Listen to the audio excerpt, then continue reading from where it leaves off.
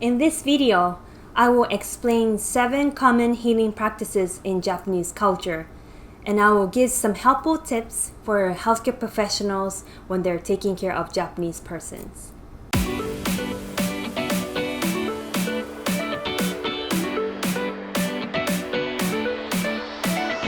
Hi, I'm Dr. Miki Miura.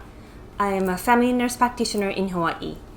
I was born and raised in Japan, and I was a registered nurse there before I came to the US to become a nurse practitioner. I've made a lot of videos in Japanese language to educate Japanese nurses about my profession of nurse practitioner. But I've decided to make some videos in English also.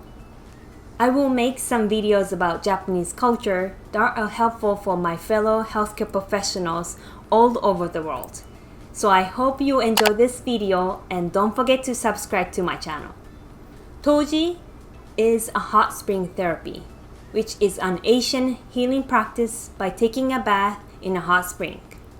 There is a belief that hot spring can promote recovery from illness in Japanese culture. This method is particularly beneficial for persons with chronic conditions or farmers during their off seasons to recover from their illness or exhaustion from their hard work. Toji is a very intense therapy. Taking a bath in a hot spring once or twice is not Toji. It requires to stay at places that has hot spring for a very long time and focus on healing by getting into hot spring on regular basis. So this is not like regular sightseeing or vacation. Traditionally, facilities that provide Toji has very simple guest rooms, like this one or this one. And typically, foods are not provided by facilities, and the guests have to cook their own foods. If you have been to onsen or hot spring in Japan before, you might have noticed that there is always a sign shows that the nature of onsen water and indication for different illnesses and conditions. It is recommended to practice Toji for at least 1 week for the best efficacy. I am very familiar with Toji because my grandma used to practice that.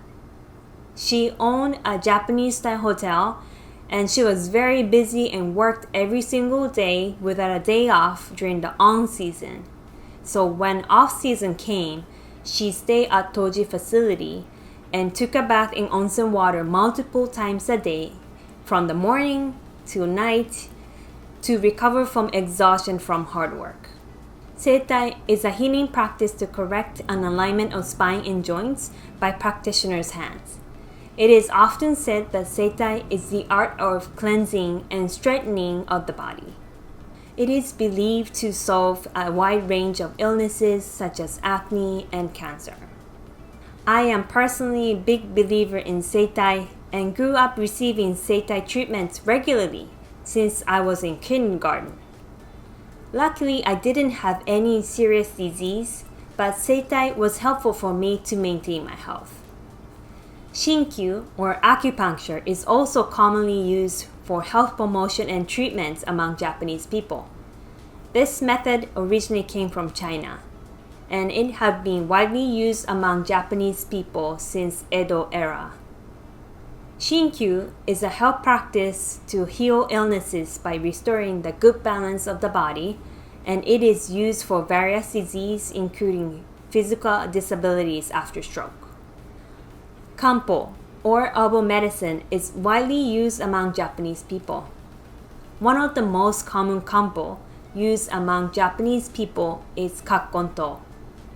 We take it when we have common cold, and you can find the herbal medicine at any local drugstores. Campo, or herbal medicine, is not a special treatment in Japan, while it is sometimes called alternative medicine in Western culture. In fact, campo is used along with Western medicine.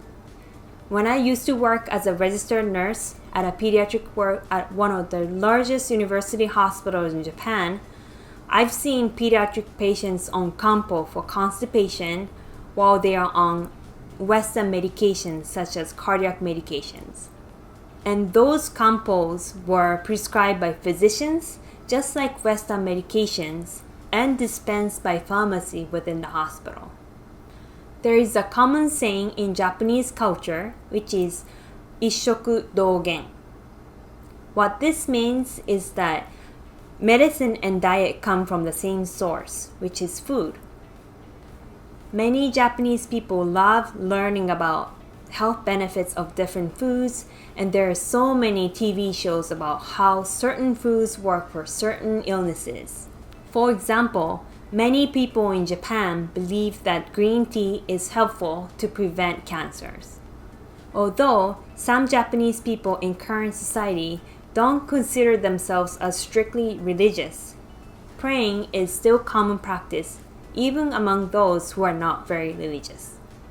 Many Japanese people visit shrines to pray for cure of illnesses for themselves and their loved ones, regardless of their religious beliefs.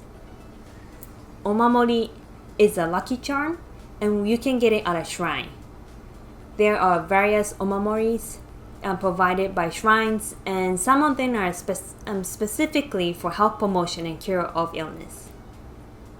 It is believed that having omamori close to yourself will make the wish come true.